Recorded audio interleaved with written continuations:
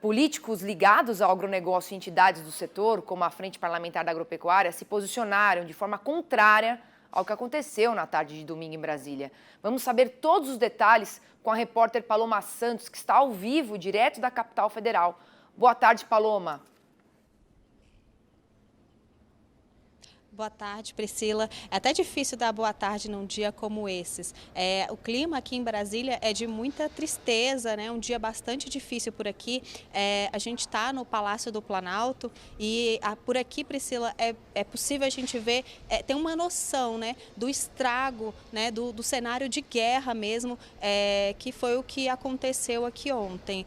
Os vidros quebrados do Palácio do Planalto, né? A gente consegue ver as cercas quebradas. A sensação é de que realmente houve uma guerra aqui.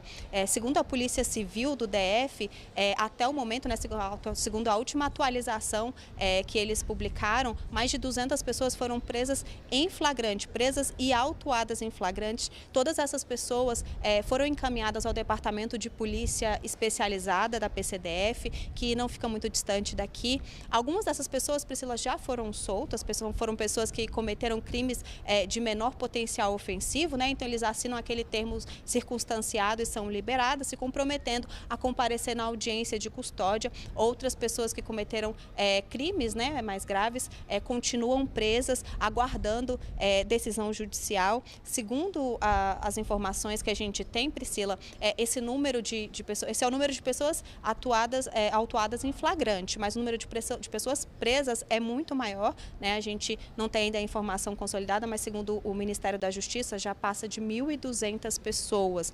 Isso porque o ministro Alexandre de Moraes determinou o desmonte dos acampamentos montados em frente aos QGs do Exército, né? As informações que a gente tem é de que os manifestantes saíram de lá, né, aqui do QG do Exército localizado aqui em Brasília.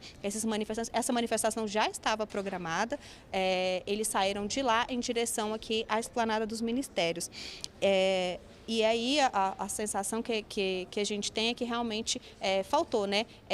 Tem alguma coisa aí que não tá, alguma informação que não está fechando, né? Porque era uma manifestação prevista, mas as cenas que a gente vê aqui, a esplanada está fechada, tudo muito difícil, até para a gente chegar aqui foi bastante complicado. E como você falou, Priscila, as entidades do setor do agro já se manifestaram, os ministros da Agricultura e do Desenvolvimento Agrário, né, Carlos Fávaro e Paulo Teixeira, né, já se manifestaram a respeito disso, publicaram notas nas redes sociais. Carlos Fávaro chamou, Priscila, os atos de terrorismo. Ele disse que nenhum retrocesso vai ser aceito e que, inclusive, integrantes do partido dele em Mato Grosso que tiverem ligação com essas manifestações vão ser expulsos. Já o ministro Paulo Teixeira disse que tudo isso é inadmissível e que os responsáveis precisam responder judicialmente.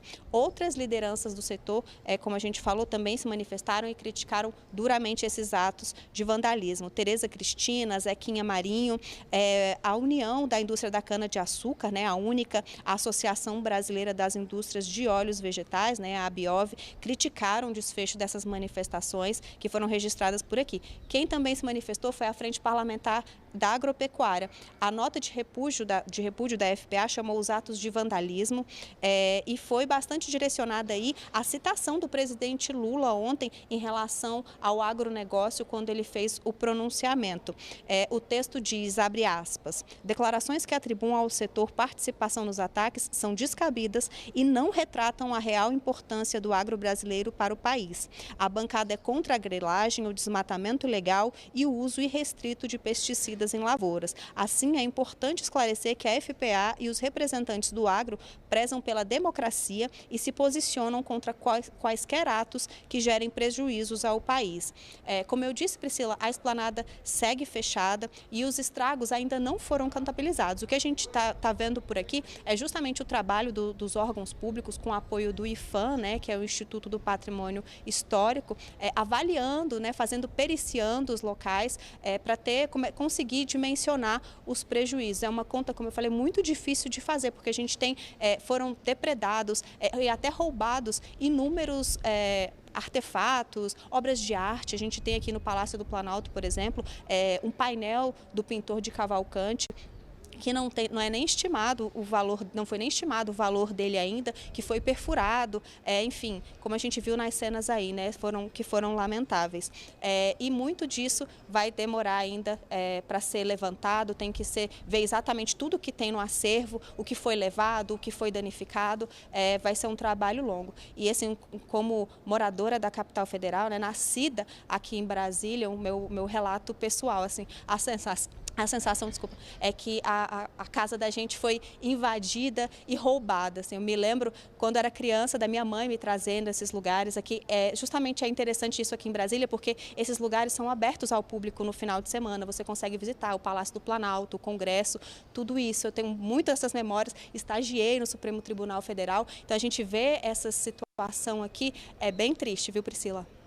Sim, eu tive a oportunidade pelo Canal Rural de viajar até Brasília e conhecer um pouco da capital federal, toda a sua beleza e sua imponência.